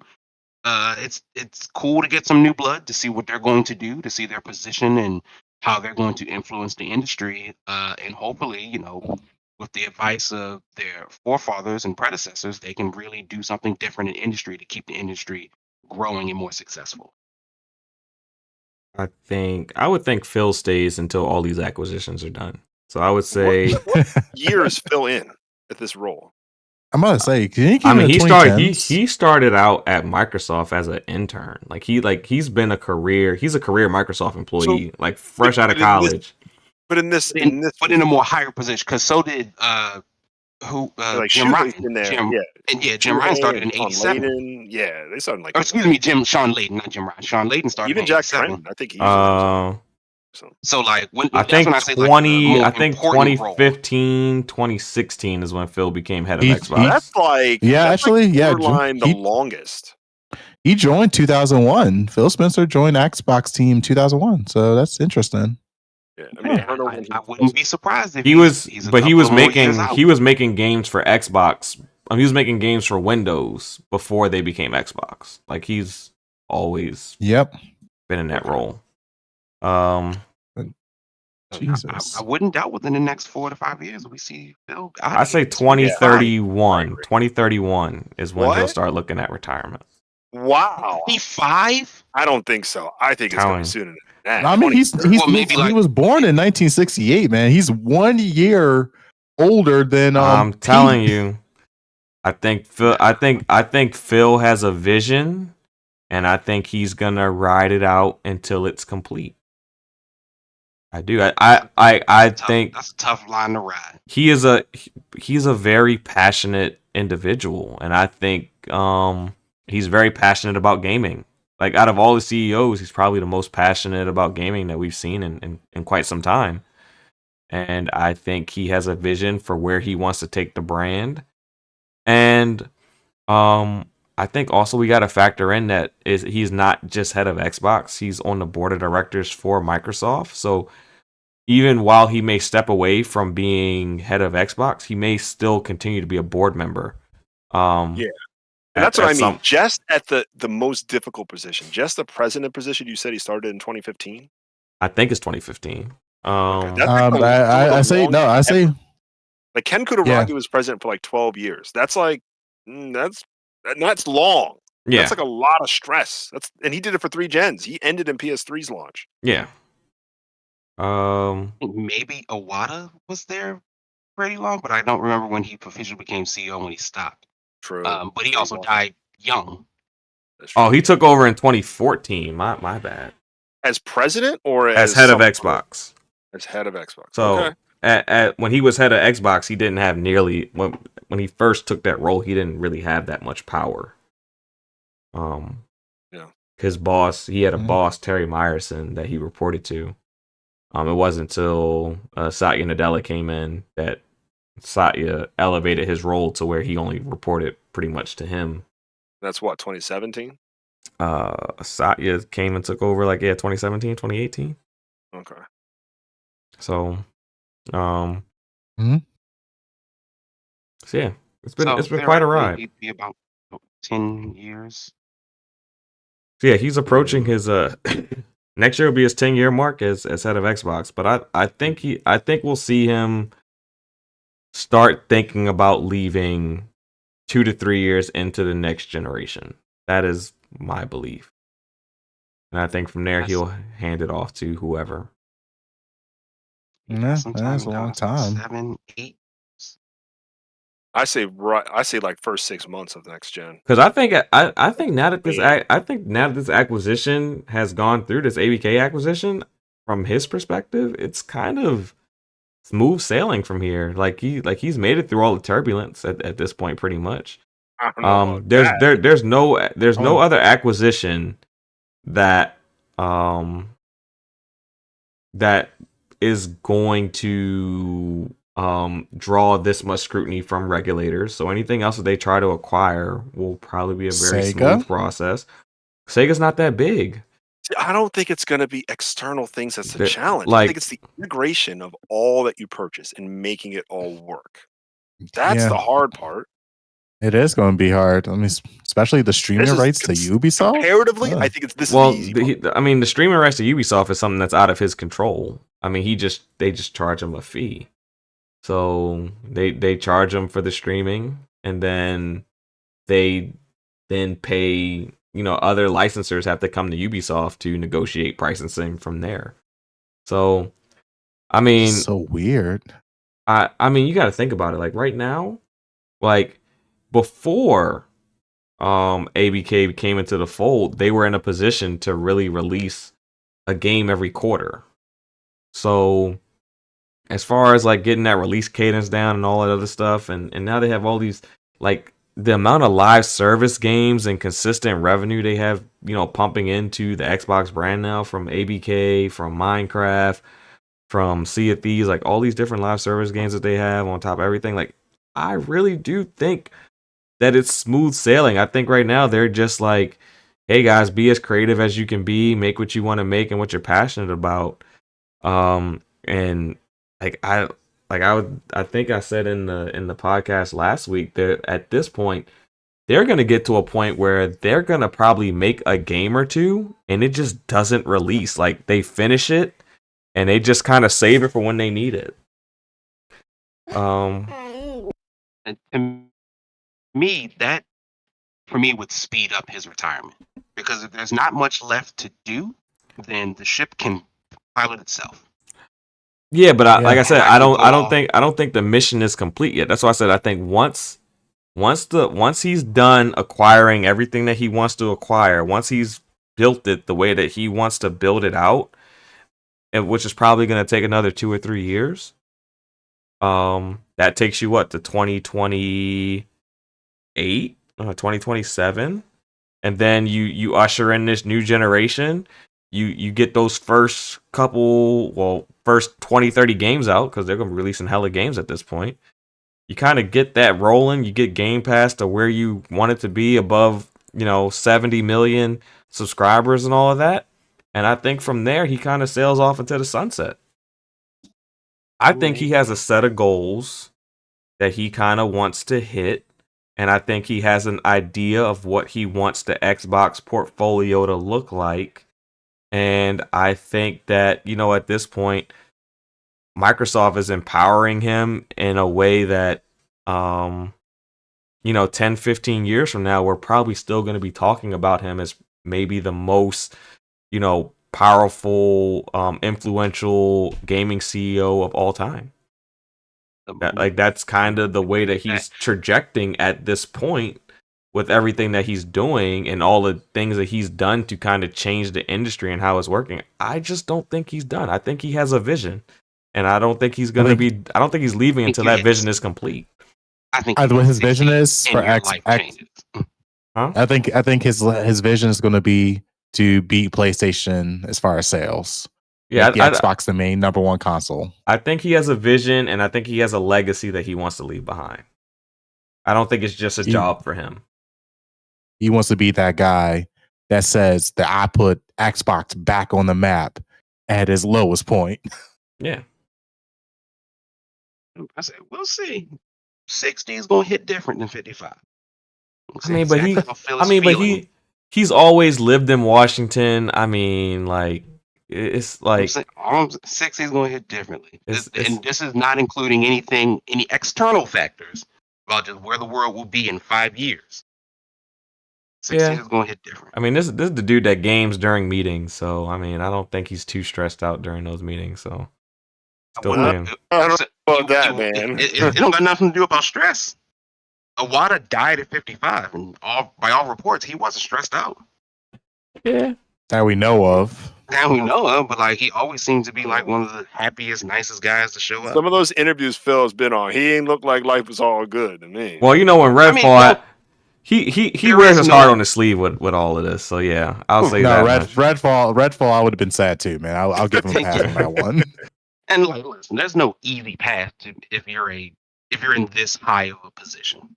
Yeah. Exactly. Every day exactly it. Every day is a lot of other things that we're not considering. Yeah. Like we watched people age drastically. I mean, not necessarily very close, but we've watched presidents age drastically in 4 years. Like even like studio leads when they get out. I mean, at least at Sony, I'm thinking of David Jaffe and the guy who made Days Gone. It's a nice severance. So when you out, I mean not severance, but like when you retire, they pay you out nicely. Apparently, because these guys are like we just like like craps and giggles. Like David Jaffe's podcast does not make much money. He's like that's fine. And I wouldn't be surprised if he like fulfills the sort of Miyamoto role where like Phil Spencer just wanders the halls of Xbox and be like, hey, don't do that. Fix that. And it just disappears. Yeah, I think Phil be like, you know what? That's a very good example. I think he is very Miyamoto-ish. Like he'll just appear like I don't technically work here anymore, but like change that. Make it blue. Like, all right, Phil, like Phil said it, so like you know what he's doing, man. So let's just change it and make it a different color. Yeah, so I don't think he's going anywhere. But we kind of got on a tangent. Let's get into this last topic. Let's see if we can get out of here before Monday Night Football ends. Our final topic of today. Let me put the timestamp on. Oh. And our final topic of today will be Lords of Fallen. Pretty much launching in a semi-broken state. We heard from a lot of reviewers last week about a litany of different issues, and it spawned a response from the developers of Lord of Fallen for PC. A patch if the game hasn't already released yet. I think it releases this week, or released on Friday. It already released. It's out. And Xbox would not have a patch, and just weren't given one, and they weren't told why. Really won't. Not releasing in a polished state by any stretch of the imagination to this, and I am going to kick it off with the one who was most scorned, Captain Xbox. How do you feel about Lord of Fallen kind of doing you dirty and telling you that you're just gonna have to suck it up and wait for this? So it sucks for people that are excited about it. Liza P is a much better Souls game at this point. Yeah, I'm good on it. They can keep it. I'm good. I'm tired of this. Internet and updates doesn't mean we can continue to do this. This game has been in Years between 3 studios because it's been dropped, brought, picked back up, dropped again, then picked back up. If Insomniac can turn out a game in like 2 fucking years and relatively bug free, fuck that. You got 8. Like this makes no sense. Well, Insomniac took their time with the original Spider-Man, and then from there they built out and within the same sandbox, pretty much, I would say. So, you know, I'm gonna knock them too bad. I'm just going on the length of time. 8 years is taking your time. Project management, they should have just canceled it. It sucks that they did not. Maybe they thought they could save it.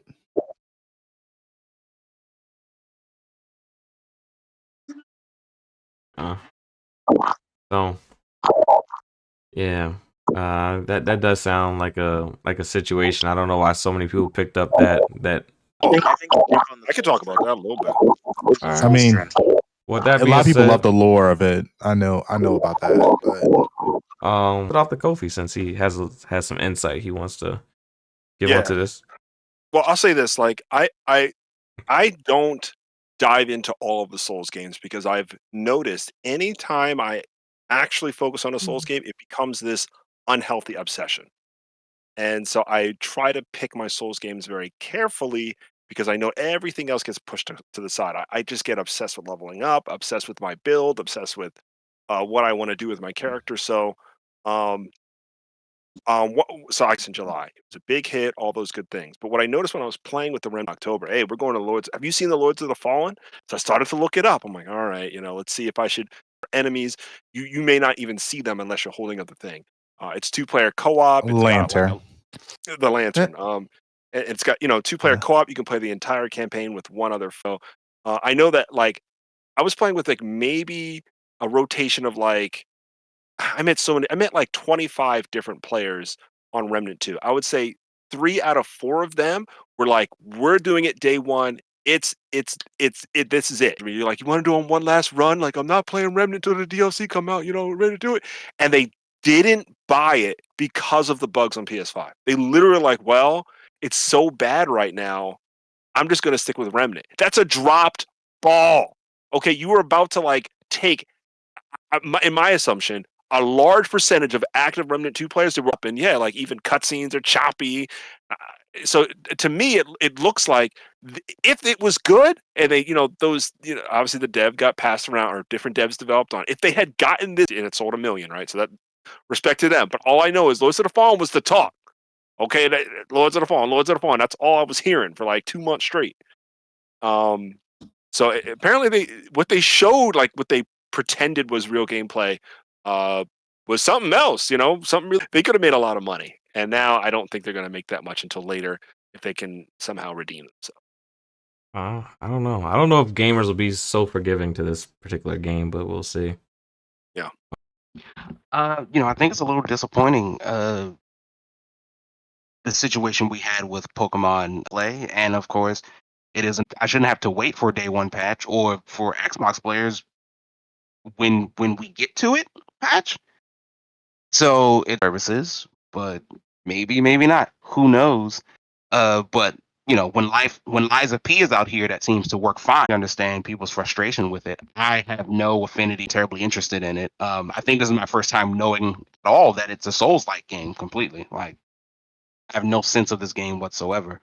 But if you're, I would say this is actually pretty rare for a Souls-like game, right? They tend to come out generally okay. There are always some issues, but like that it sounds like it renders the play almost the game almost unplayable. That I don't really recall ever hearing that from, say, an Elden Ring or Liza P or a Dark Souls or any of these. Like, they seem to work out of the box. It sucks for people who really are into this game, but I can say it's not something that I would be picking up. It probably won't be something I ever actually play, to be completely honest. Game is releasing in this state. Yeah, I would say, honestly, like, no, we're not gonna save you. You can go to PlayStation Game Pass. There's plenty of other great games that we would love to have in our service. You can't keep letting developers treat you as a second priority, and even if they are going to treat you as second priority, you can't do it publicly. I own, and I really don't need your content to buffer my service. I wouldn't take Lords of Fallen and That is what becomes of sort of core content. And then from a user side, like it's always, hey, I've got Lies of P, I can do a third run through Elden Ring if you want to. You got Baldur's Gate, which in the Souls like, but part of that space. So many other things that I can do without having to buy this game, which ideally would then force them to release complete game. Yeah. Then it just becomes, I don't have the time to play you, and I'm not going to invest the time to play you unless you make it worth my while. Yeah. So like Xbox as a second class citizen publicly. So and they spoke down on Game Pass. So I don't think they're gonna get that opportunity even if they want it at this point. And I think that is fair for Microsoft to move in that manner. It's funny because it's in PlayStation's it's their game of the month for October. Yeah, it's a place. I don't know if it's in the service, but it's the PlayStation Plus free game. Yeah, it's the free game of the month. Yeah. Yeah, I downloaded it. To gamers, but I think in some ways, just the messaging and the way they go about it, I think it does damage relationships with your partners. Because Xbox is Steam is a partner, PlayStation is a partner. Wherever you release, they're one of your partners. And I think it's important for all developers to maintain good relationships. But unless someone has something else, we can move on into our outros. All right, going once, going twice. Timestamp for the outros. Let's go.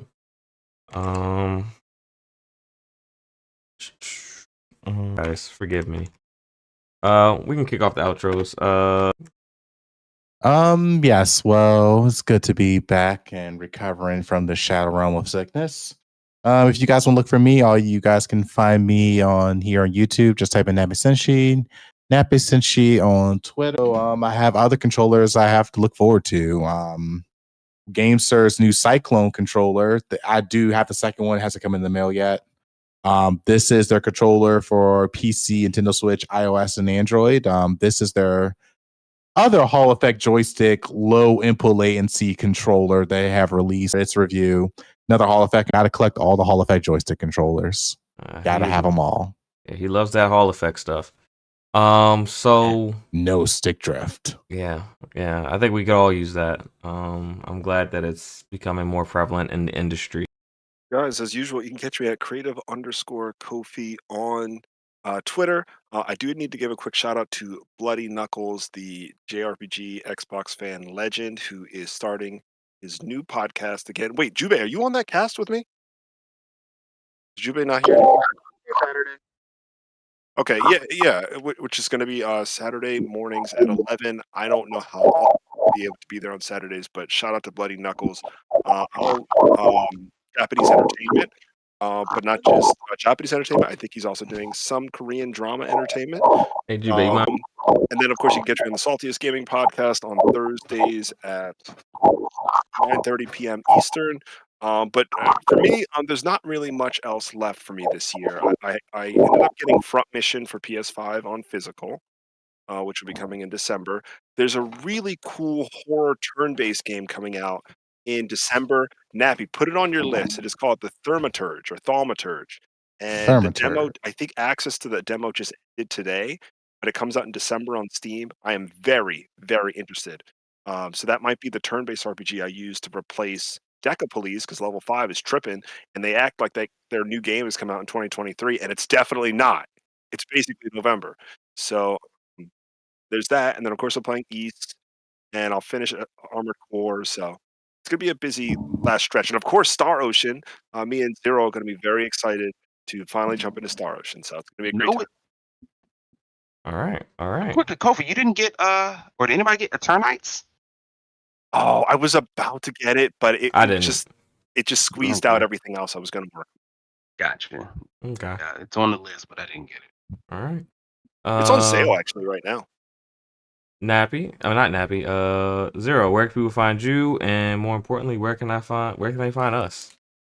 Well, of course, as always, guys, thank you for hanging out with us. Thank you for being a part. You can find me 0x386 pretty much everywhere. Of course, next week it's Mario Wonder. I think 2 weeks after that is Star Ocean. So I've got a pretty packed gaming year for the rest fuck of the Sonic, year. huh? Not fuck Sonic, but like the last Sonic I played was Sonic Mania, and then I stopped playing Sonic. So this new one does look fun. Really quick, I did play a little bit of it at Comic-Con because they had a Sega booth, and they were showing the newest Sonic game that they were doing. So it was kind of fun.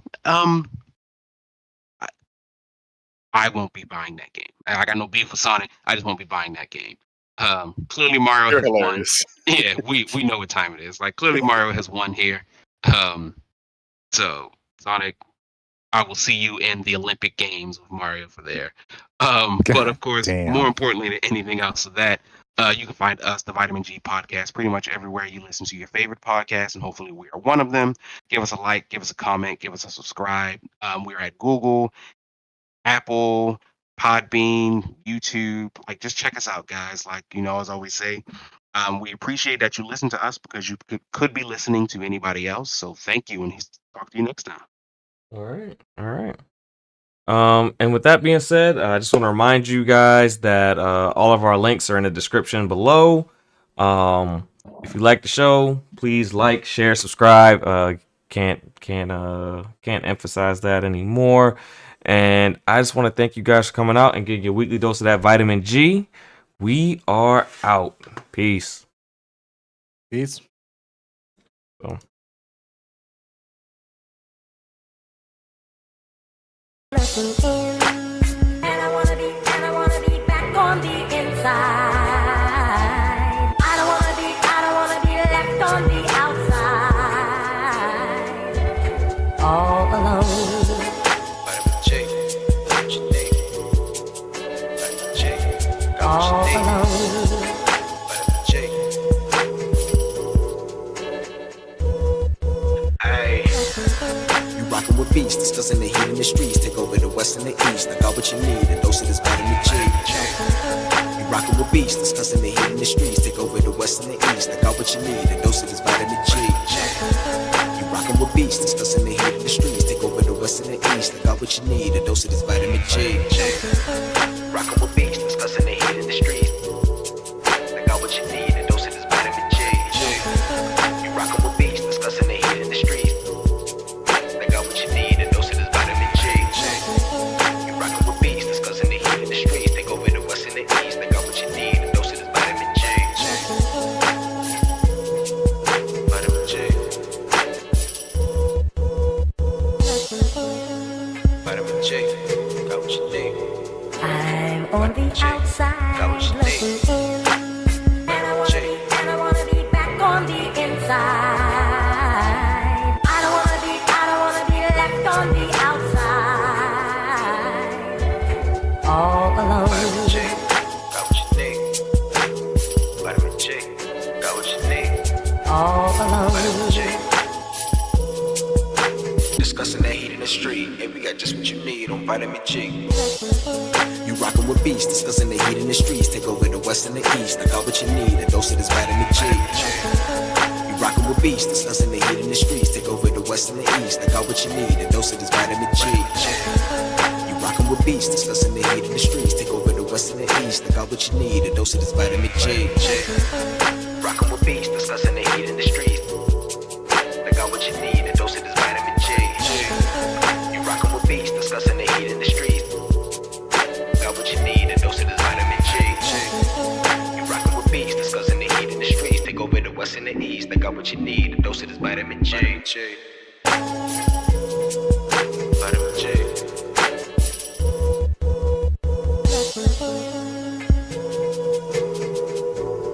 I'm on the outside. looking in. And I wanna be back on the inside. I don't wanna be left on the outside. All alone.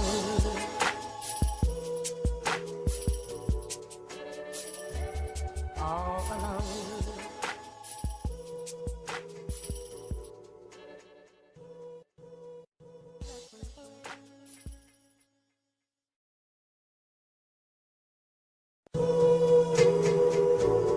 I'm on the outside looking in, and I wanna be back on the inside. I don't wanna be left on the outside, all alone. Vitamin J, got what you need. Vitamin J, got All what you need. alone. Vitamin J. Ay. You rockin' with beats, discussing the heat in the streets. Take over the west and the east. I got what you need, a dose of this vitamin J. You rockin' with beats, discussing the heat in the streets. Take over the west and the east. I got what you need, a dose of this vitamin J. You rockin' with beats, discussing the heat in the streets. Take over the west and the east. I got what you need, a dose of this vitamin J. Rockin' with beats, discussing the heat in the streets. I got what you need, a dose of this vitamin J. You rockin' with beats, discussing the heat in the streets. I got what you need, a dose of this vitamin J. You rockin' with beats, discussing the heat in the streets. Take over the west and the east. I got what you need, a dose of this vitamin J. Vitamin J. Vitamin J. Got what you need. I'm on the outside looking in, and I wanna be back on the inside. I don't wanna be left on the outside, all alone. Vitamin J. Got what you need. Vitamin J. Got what you need. All Vitamin alone. J. Discussing that heat in the street. Hey, we got just what you need on Vitamin J. You rockin' with beats, discussing the heat in the streets. Take over the west and the east. I got what you need, a dose of this vitamin J. You rockin' with beats, discussing the heat in the streets. Take over the west and the east. I got what you need, a dose of this vitamin J. You rockin' with beats, discussing the heat in the